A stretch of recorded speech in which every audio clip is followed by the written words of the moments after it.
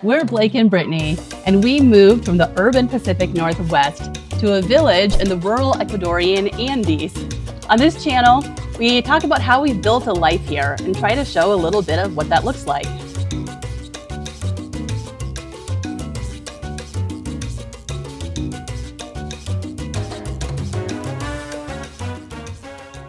So Ecuadorians like to poke fun at themselves for all of the festivals and festivities that go on here.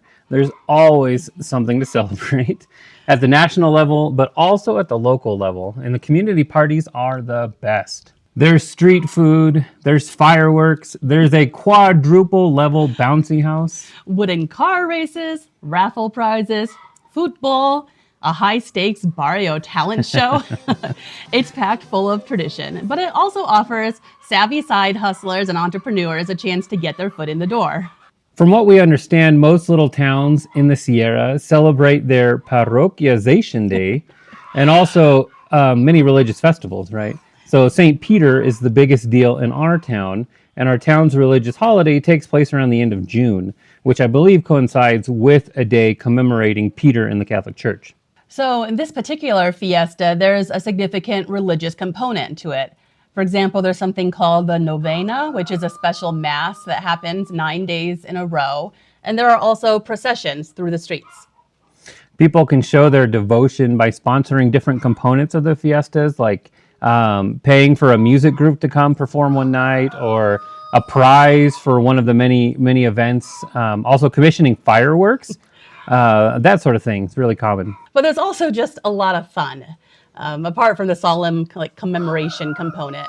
So much fun, in fact, that our kids talk about this fiesta all year long. And they become quite gleeful as the end of June approaches. Like, this is what you save your money for, right, for the year.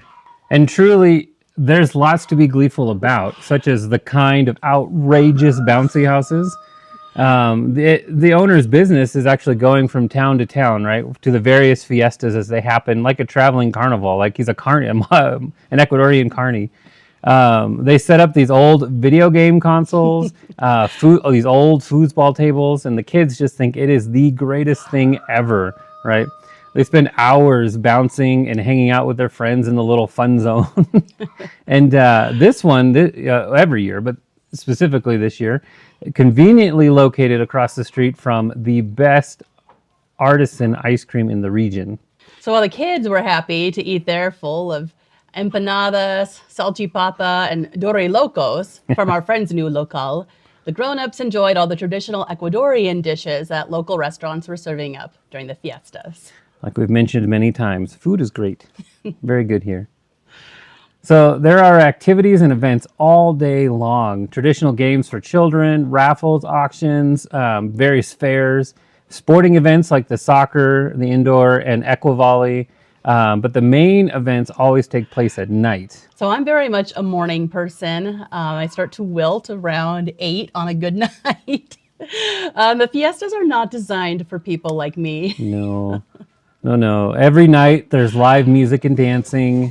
Let's see, this year they brought in a couple different musical groups, one popular group from the coast. One night there was a festival of Ecuadorian song, which was really cool. A couple other nights of like DJ dance, music, and but like Brittany's saying, these events don't even start until about 10 at night or even later, and always go into early morning. So that does not work for me. I feel so sorry for the people who are out at those ridiculous hours.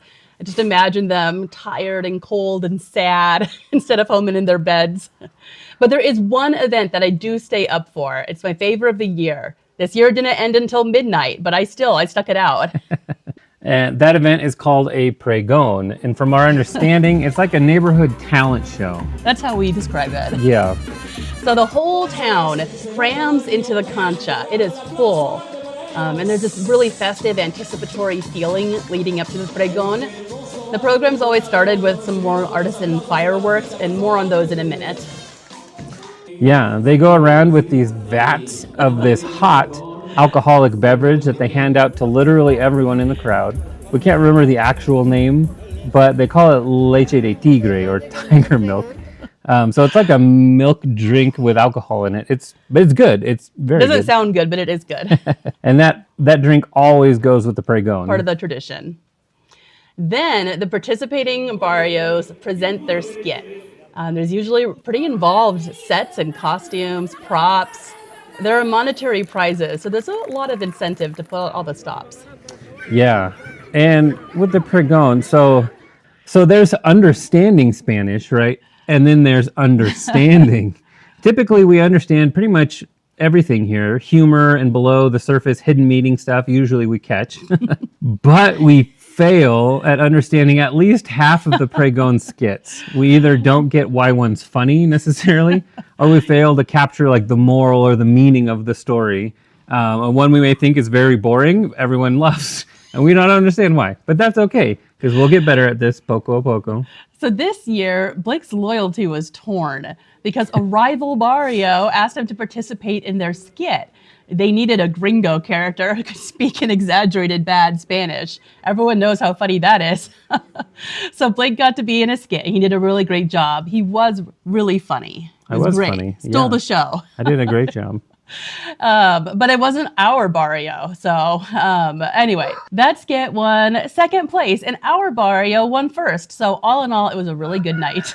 Even though I didn't understand our barrio skit at all. One of our sons also is a fireworks aficionado, just loves fireworks. He loves the artistry of them, loves Yeah. the chemistry, the history of them, everything. So this is the place to be. And here, this is his favorite weekend of the year because there are fireworks literally every night. And during the day. And during the day. Fireworks all week long. There are vaca locas. There are toro locos, which you'll see.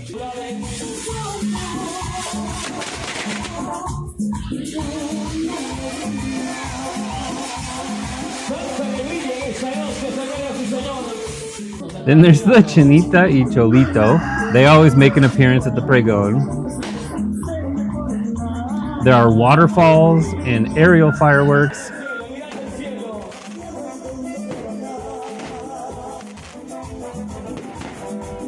Special are the castillos. They're built on site, and it's really cool to watch the whole process.